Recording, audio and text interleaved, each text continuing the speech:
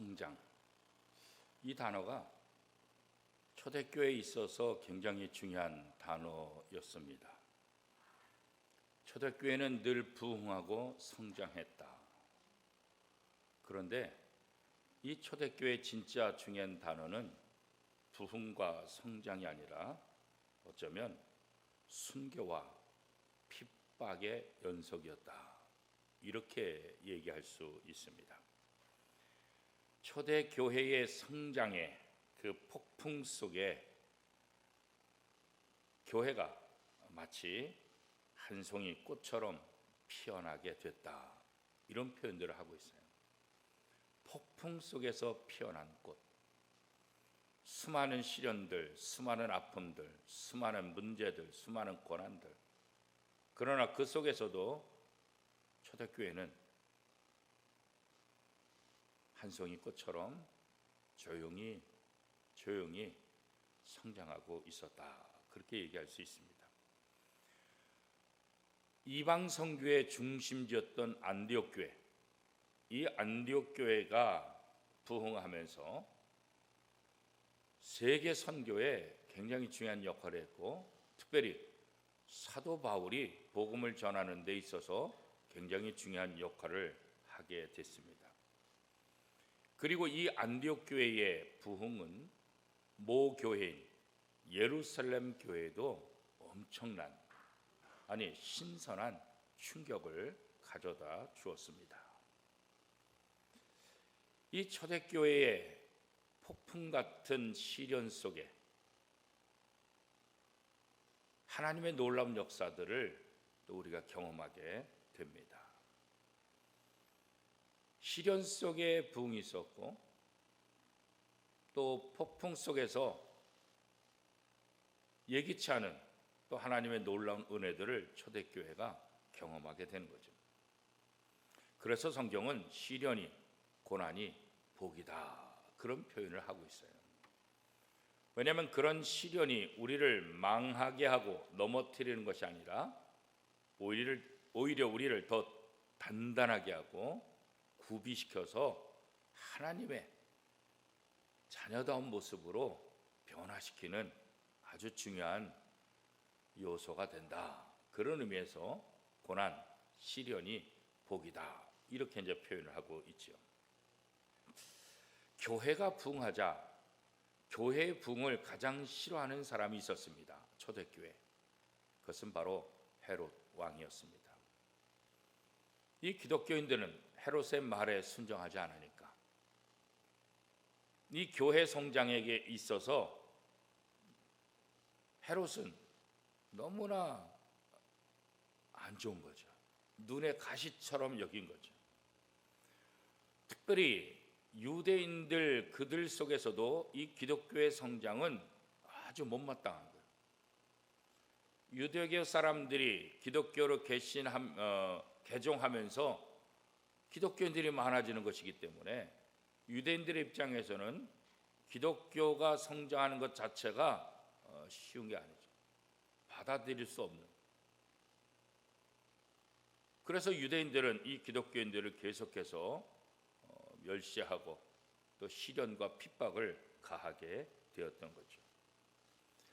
이런 유대인들과 기독교 사이의 이 미묘한 관계를 헤롯 왕이 너무나 잘 알죠. 왜요? 정치가기 때문에 그런 거죠. 요즘도 정치가들은 이 백성들의 그 미묘한 갈등 속에 들어가서 이 갈등을 더 조장시켜서 자기 이익을 얻으려고 하는 그런 모습들이 있잖아요. 헤롯도 당시 정치가이기 때문에 유대인들과 기독교인들 사이에 그 관계를 잘 알고 그것을 이용하는 거예요. 먼저 초대교회의 가장 중요한 핵심 지도자 중에 하나였던 요한의 형제 야고보 사도를 죽여버려요. 그런데 이 야고보 사도를 죽이고 난 다음에 어떤 현상이 일어나냐면 유대인들이 너무 기뻐하는 거예요. 왜냐하면 기독교가 눈에 가시인데 그 기독교의 핵심 지도자인 한 사람 야고보를 헤롯 왕이 죽이고 나니까 유대인들이 너무 좋은 거예요. 이런 모습을 헤롯이 지켜보면서 유대인들의 마음을 더 사려고 어떤 행동을 합니까? 초대교회 가장 지도자인 베드로를 잡아서 감옥에 가두는 일을 하는 거예요. 왜요? 유대인들이 좋아하니까. 유대인들의 환심을 사야 자신의 정치적인 입지를 계속해서 유지할 수 있으니까.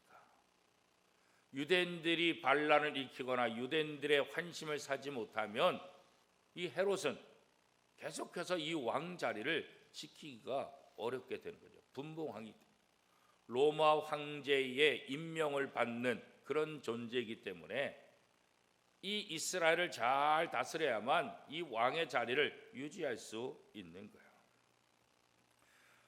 오늘 우리의 삶도 마찬가지죠. 우리가 하나님을 잘 믿고 예수를 잘 믿는다고 해서 고난이 피해가느냐? 그렇지는 않죠. 놀라운 경험을 했던 이 초대교회도 이렇게 엄청난 마치 폭풍과 같은 시련이 다가왔던 거죠. 한 사람 지도자 야고보는 순교당하고 또 한 사람의 지도자 베드로는 감옥에 갇히는 초대교회의 가장 커다란 위기를 경험하게 되는 거죠. 자, 이런 상황 속에서 초대교회는 어떤 일을 했을까? 초대교회 지도자들을 불러 모아서 긴급회의를 했느냐? 긴급회의 하지 않았어요. 자, 그러면 이 헤롯의 맞장서서 뭔가 할 수 있는 그런 사람들을 모아서 데모를 하든 베드로를 구출할 방법을 찾자, 그런 행동도 하지 않았어요. 초대교회가 했던 것은 긴급회의를 하거나 어떤 사람들을 모아서 베드로를 구출하고자 하는 작전을 세운 것이 아니라 이들이 한 것은 무엇입니까? 기도를 했다, 그렇게 말하고 있습니다. 세상 사람들의 눈에 보면 바보 같은 짓이죠. 아니, 뭔가 행동을 해야지. 뭔가 힘 있는 사람을 찾아가서 돈을 쓰든지 뭘 하든지 그렇게 해야 이 문제가 해결되지. 이거는 내버려 뒀단 야고보처럼 베드로마저 죽으면은 이 초대교회 어떻게 하겠냐고요. 그러나 초대교회는 그런 방법을 쓰지 않은 거예요. 오로지 기도했더라, 그렇게 말하죠. 사도행전 12장 5절 말씀 우리 한 목소리로 같이 한번 읽어보겠습니다. 이에 베드로는 옥에 갇혔고 교회는 그를 위하여 간절히 하나님께 기도하더라. 이게 교회가 선택한 방법이죠. 왜 이런 선택을 했을까요? 기도보다 강력한 무기는 없다는 것을 알기 때문에 그래요.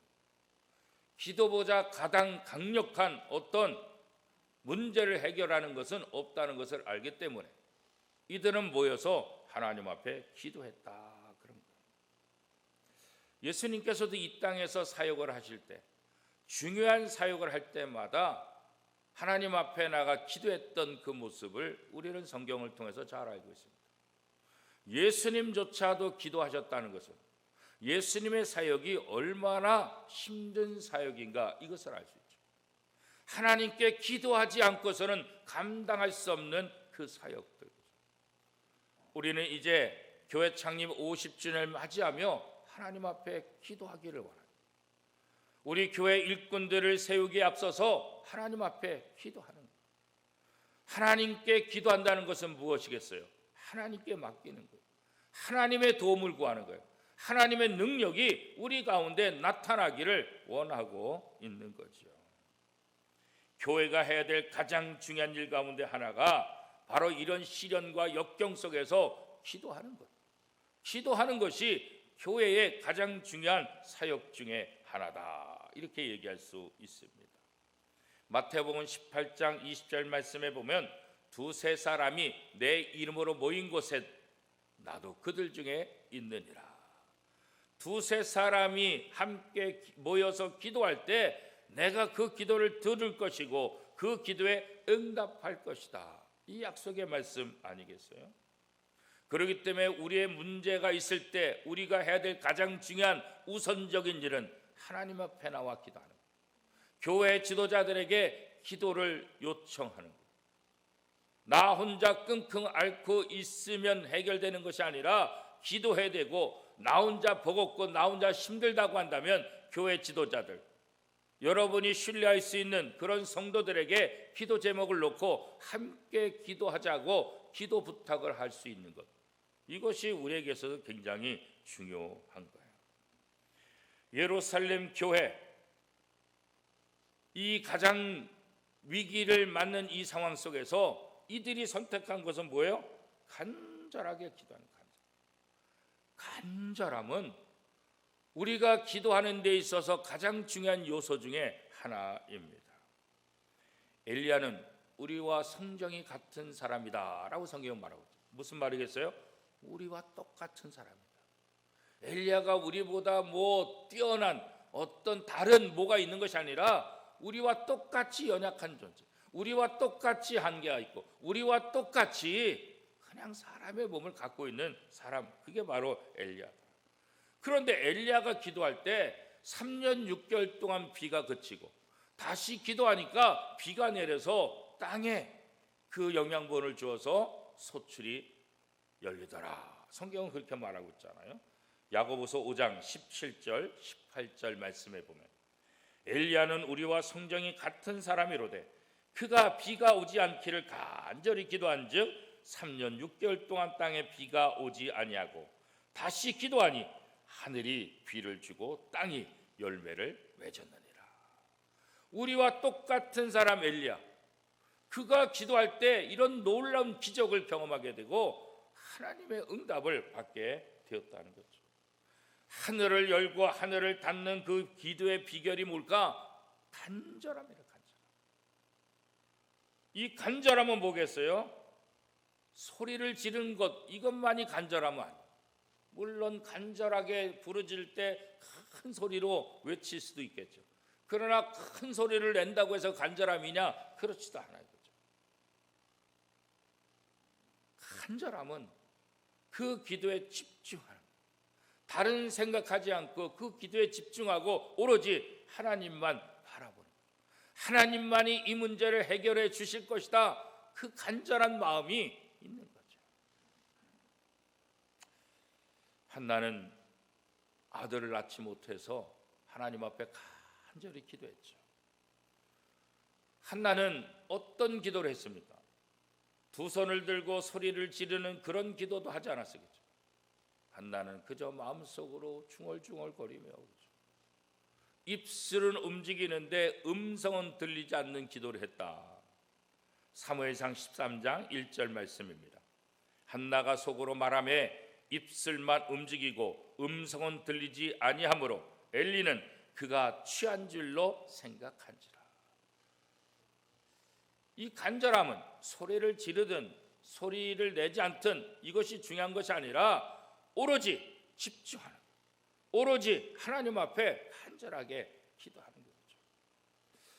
구세군의 창시자 윌리엄 부스는 이 간절한 기도가 뭐냐, 거기에 생사가 걸린 것처럼 기도하는 것, 거기에 생사가 걸린 것처럼 기도하는 것, 이게 바로 간절한 기도다. 이거 아니면 안 된다, 이거 아니면 될 수 없다, 여기에 생사가 걸려 있다고 생각하면서 기도하는 것, 그게 바로 간절한 기도다, 그렇게 말해요. 우리가 이렇게 간절한 기도를 할 때 하나님께서 응답해 주셔서 우리의 문제들을 해결해 주시고 우리와 함께 하실 것이다. 예루살렘 교회는 베드로가 감옥에 갇히자 이렇게 간절히 기도했어요. 베드로의 안전을 위해서, 베드로의 석방을 위해서 얼마나 기도했는지 매일같이 모여서 끊임없이 기도했다고 성경은 말하고 있어요. 베드로가 옥에서 나와 기도하는 사람들 그 모임에 갈 때까지 베드로를 위해서 기도하는 사람은 끊임없이 끝까지 기도했다고 성경은 기록하고 있어요. 한 번 기도하고 마친 것이 아니에요. 지속적으로 기도했어요. 베드로가 석방될 때까지 기도했다고 성경은 말하고 있죠. 사도행전 12장 12절 말씀에 보면 깨닫고 마가라 하는 요한의 어머니 마리아의 집에 가니 여러 사람이 거기에 모여 기도하고 있더라. 베드로가 옥에서 풀려나고 자기를 위해서 기도하는 사람들이 있는 곳에 갔더니 베드로가 석방된지도 모르고 여전히 기도하고 있더라. 여전히 기도. 이게 중요한 거예요. 마지막까지 최선을 다해서 끝까지 기도하는 것. 오늘 우리의 기도가 여기까지 가는 기도가 되었던 거죠. 베드로를 감옥에서 이끌어낸 것은 천사였지만 이 천사를 움직인 것은 바로 예루살렘 교회의 간절한 또 지속적인 기도였다. 이렇게 얘기할 수 있죠. 우리가 기도할 때 하나님이 우리의 마음에 부담을 거두시고 부담된 그 마음속에 하나님께서 평강을 주신다. 우리 마음속에 평강이 임할 때까지, 그때까지 기도하라. 그때까지 한 번만 기도하고 끝내지 말고. 빌립보서 4장 6절 7절 말씀에 보면 아무것도 염려하지 말고 다만 모든 일에 기도와 간구로 너희 구할 것을 감사함으로 하나님께 아뢰라. 우리가 하나님 앞에 간절히 아뢰면 어떻게 돼요? 7절에 보니까 그리하면 모든 지각에 뛰어난 하나님의 평강이 그리스도 예수 안에서 너희 마음과 생각을 지키시리라. 우리가 간절히 기도할 때 하나님께서 우리에게 주시는 사인이 있는데 그 사인이 뭐예요? 마음의 평안. 마음의 평안이 올 때까지 끊임없이 기도하라. 그렇게 말씀합니다. 우리 마음속에 부담이 남아있다는 것은 계속해서 기도하라는 하나님의 사인으로 받아들이라는 거예요. 내 기도가 응답 안 됐어. 왠지 불길해. 왜 이러지? 이런 생각하지 말고 마음속에 여전히 불안하다고 한다면, 여전히 부담이 된다고 한다면 하나님께서 계속해서 나보고 기도하라는 사인이구나. 이렇게 받아들이시고 계속해서 기도하는 것이 훨씬 더 우리에게 유익이 되지 않겠습니까? 어떤 인생이나 다 위기를 맞닥뜨리죠. 위기가 없는 인생이 어디 있겠어요. 그렇죠? 그러나 그 위기 속에서 간절하게 하나님 앞에 기도하느냐, 이게 중요한 거죠. 초대교회도 그렇게 놀라운 부흥과 성장 속에서 이렇게 폭풍 같은 시련과 위기가 찾아왔다는 거예요. 그 폭풍 같은 위기와 시련 속에서 이 문제를 해결할 수 있는 비법이 무엇이었냐? 하나님 앞에 간절히 기도했더라. 그러면 오늘 우리의 문제들을 해결하는 가장 중요한 비법이 무엇이겠습니까? 하나님 앞에 간절히 기도하는 거죠. 예루살렘 교회가 하나님 앞에 간절히 기도할 때 그 기도가 응답되었고 베드로가 옥에서 나온 놀라운 기적들을 그들이 맛보게 되잖아요. 여러분, 사랑하는 사람이 있다고 한다면 그가 원하는 것은 무엇이든지 해주고 싶은 마음, 그게 바로 사랑하는 사람 마음 아니겠어요? 그렇죠? 그래서 부모가 자식을 사랑하기 때문에 자식을 위해서 무엇이든지 다 해주고 싶죠. 내가 할 수 없는 것, 내가 할 수 있는 것 이상 내가 못하는 것이라 할지라도 해주고 싶은 마음, 그 마음은 누구나 다 있죠. 왜? 사랑하니까. 그렇죠? 사랑하는 사람을 위해서, 내 자식을 위해서, 내 분에 넘치는 것도 해주고 싶은 그런 마음이 있죠. 그런데 내 능력과 내 한계 때문에 못하잖아요. 그렇다고 해서 포기해야 될까요? 그렇지 않죠. 포기할 수 없어요. 그럼 어떤 방법으로 내 능력에 넘치는 것들을 해결할 수 있을까요? 바로 기도하는 거예요. 기도하는 거예요. 나는 해줄 수 없지만 이것을 해줄 수 있는 분이 누구예요? 하나님. 그래서 하나님 앞에 기도하는 거예요. 내가 할 수 있는 것은 내가 하지만 내가 할 수 없는 부분은 하나님께 기도하는 거예요. 그게 뭐예요? 바로 중보기도예요. 중보기도. 예루살렘 교회가 베드로를 위해서 중보기도할 때 거기에 놀라운 역사가 일어납니다. 내 자식을 위한, 내 가족을 위한 중보기도, 이거 굉장히 중요한 거예요. 중보기도야말로 다른 사람을 사랑하는 아주 좋은 방법이에요.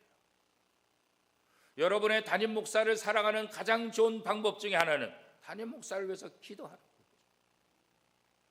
여러분 함께 신앙생활하는 성도들을 사랑하는 가장 좋은 방법은 그분 한 분 한 분을 기도해 주는 거죠. 기도해 주는 것보다 더 사랑하는 방법이 어디 있을까요? 기도해 줄 때 마음이 흘러가고 간절함이 있고 하나님의 능력들이 나타날 수 있는 것 아니겠어요? 그렇죠? 교회학교 교사들이 여러분이 맡은 학생들을 위해서 사랑하는 방법 뭘까요? 매일매일 그 아이들의 이름을 부르며 기도해 줍니다. 구역장이 내 구역원들을 사랑하는 가장 좋은 방법 뭘까요? 매일같이 내게 맡겨진 구역원들 그들의 이름을 부르며 기도하는 거예요. 목사가 성도들을 사랑하는 가장 좋은 방법은 무엇일까요? 성도들 한 명 한 명 그 얼굴을 생각하며 그들을 위해서 기도해 주는 것. 이것보다 성도들을 사랑하는 더 좋은 방법이 어디 있겠어요? 그렇죠? 다른 사람을 위해서 중보기도 한다는 것은 이기적인 내 신앙에서 더 다른 사람을 바라보면서 사랑을 표현하게 되는 좋은 것. 나 중심에서 하나님 중심으로 바꾸는 것. 이게 중보기도의 가장 중요한 핵심 중에 하나죠. 우리는 다 영적으로 제사장이다 그러잖아요. 예수 그리스도를 구주로 고백함으로 이제는 누구나 하나님 앞에 담대히 나가서 기도할 수 있는 그런 특권을 우리가 다 누렸잖아요. 내가 몸이 아프다 할지라도, 내가 나이가 많다 할지라도, 내가 여러 가지 장애가 있고 부족함이 있다 할지라도 기도는 할 수 있잖아요. 이 기도의 권세를 사용할 수 있잖아요. 이 기도로 다른 사람을 도우며 이 기도로 교회를 세워나가는 것, 이것은 우리가 할 수 있잖아요. 그렇죠? 기도는 누구나 할 수 있는 거예요. 기도는 돈이 드는 게 아니에요. 기도는 어떤 다른 우리의 육체적인 노력이 필요한 게 아니에요. 그렇죠? 어느 장소에서나 언제나 이 기도는 다 가능하기 때문에 이게 감사한 거예요. 교회에 나와서만 기도해야 된다. 성경은 그렇게 말하고 있잖아요. 무릎 꿇고 두 손을 모으고만 기도할 때 하나님 응답해 준다. 그렇게 말하잖아요. 누워있든지 옆에 있든지 운전하든지 뭐하든 직장이든지 어떤 상황 속에서도 눈을 뜨고라서로 기도하더라도 하나님이 다 들어주신다. 오늘날 이러한 중보 기도가 가장 필요한 사람이 누굴까? 초대교회가 그들의 지도자 베드로를 위해서 기도했던 것처럼 목회자들을 위해서 기도해 주시는 것, 이거 굉장히 중요한 거죠. 장로님들, 안수집사님들, 권사님들, 재직들, 새가족들, 구역장들, 교회학교 교사들, 학생들, 이들을 위해서 내가 기도할 때 조금이라도 그들을 위해서 기도할 수 있다고 한다면 굉장히 중요한 거죠. 기도가 얼마나 강력한지 가장 잘하는 사람이 있어요. 누가 가장 잘할까요? 사단이 가장 잘 알아요. 사단은 기도하지 못하게 하는 거예요. 사단은 교회 지도자 한 사람을 무너뜨리면 교회가 무너진다는 것을 너무나 잘 알고 있어요. 그래서 교회 지도자들을 공격하는 거예요. 교회 지도자들을 위해서 기도해야 될 이유가 바로 거기 있는 거예요. 그 사람을 개인적으로 좋아하느냐 좋아하지 않느냐 이게 중요한 것이 아니라 교회 지도자가 무너지면 그 공동체가 무너지기 때문에 그래요. 그래서 목회자들을 위해서 기도하고 장로님들을 위해서 우리가 끊임없이 기도해야 됩니다. 감옥에 갇힌 베드로, 초대교회의 가장 영향력 있는 지도자인 이 베드로, 이 베드로가 하나님의 놀라운 기적을 맛볼 수 있었던 것은 바로 베드로를 위해서 기도하는 기도의 사람들이 있었기 때문에 가능한 거죠. 예루살렘 교회 성도들의 기도, 그 기도가 베드로를 감옥에서 나오게 한 거죠. 이 예루살렘 성도들의 중보 기도가 하나님의 놀라운 기적을 맛보게 했다는 거죠. 그런데 이 기적은 2000년 전에만 있는 것이 아니라 베드로에게만, 예루살렘 교회만 있는 것이 아니라 오늘도 우리 모두에게 나타날 수 있다는 거죠. 그래서 우리가 성도들이 아플 때, 문제가 생겼을 때 우리가 카톡을 통해서 수요 예배 또 금요 기도회 통해서 우리가 합심 기도하고 함께 기도해 달라고 요청하잖아요. 그리고 그 기도를 통해서 놀라운 회복의 역사, 치유의 역사가 일어나는 것도 우리가 경험하잖아요. 그렇죠? 나는 부족하고 연약하지만 교회가 연합해서 함께할 때 그런 놀라운 기적들을 오늘도 우리가 맛볼 수 있다는 거죠. 그런 면에서 교회가 기도하는 것은, 그런 면에서 성도가 기도한다는 것은 굉장히 중요합니다. 사도 바울은 누구보다도 뛰어난 지도자잖아요. 초대교회 베드로에 이어서 사도 바울이 얼마나 많은 영향력을 발휘했습니까? 그렇지만 사도 바울이 자신의 뛰어난 능력으로 모든 것을 감당하는 슈퍼맨, 그 슈퍼맨은 아니었잖아요. 사도 바울도 우리와 똑같이 연약한 사람이잖아요. 감옥에 가서 매 맞고 견디기 힘들고 괴롭고 우리와 똑같은 사람이잖아요. 사도 바울은 자신의 사역을 위해서 누군가의 기도가 필요했죠. 그래서 사도 바울은 언제나 자기 자신을 위해서 기도해달라고 하는 요청을 반복해서 하고 있는 것을 볼 수 있습니다. 데살로니가후서 3장 1절 2절 말씀에 보면 끝으로 형제들아 너희는 우리를 위하여 기도하기를 주의 말씀이 너희 가운데서와 같이 퍼져나가 영광스럽게 되고 또한 우리를 부당하고 악한 사람들에게서 건지시옵소서 하라. 믿음은 모든 사람의 것이 아니니라. 그렇죠? 사도 바울도 이렇게 자신의 연약함을 위해서 기도해달라 이렇게 부탁하고, 사도 바울 같은 위대한 지도자도 기도의 부탁이 필요하다고 한다면 오늘 우리같이 연약한 사람들은 얼마나 더 많은 기도가 필요하겠어요. 그래서 교회가 서로가 서로를 위해서 기도할 때 여기에 능력이 나타나게 되는 거죠. 이제 교회 창립 50주년을 맞이하는 우리 원미동교회가 어떤 상황 속에서도 하나님 앞에 참된 예배를 드리고 하나님 앞에 기도하는 그런 교회가 되기를 축복합니다. 우리 원미동교회 모든 성도들이 기도로 승리하며 기도로 하나님의 은혜를 경험할 수 있기를 축복합니다. 또한 교회 지도자들을 위해서 기도하고 한국교회를 위해서 기도하고 부천시와 대한민국을 위해서 기도할 때 우리의 작은 기도가 이 세상을 바꿀 것이고 우리의 작은 기도가 하나님이 움직이고 하나님이 일하시게 하실 것입니다. 오늘 이 새벽에 우리의 기도가 초대교회 예루살렘 교회 성도들의 그 간절한 기도가 되어서 하나님의 놀라운 기적을 맛보는 은혜의 시간, 역사의 시간이 될 수 있기를 축복합니다.